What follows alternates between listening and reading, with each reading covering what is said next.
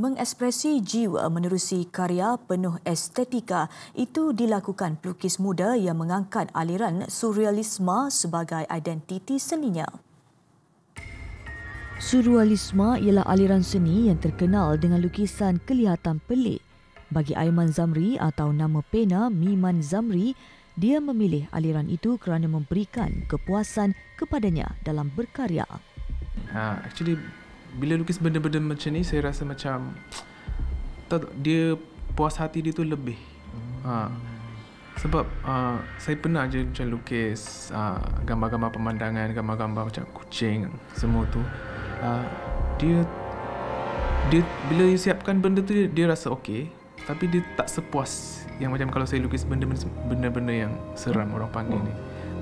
Jelasnya, kebanyakan karya dihasilkan berdasarkan potret dirinya sendiri dan cerminan pengalaman yang mengangkat emosi pribadi.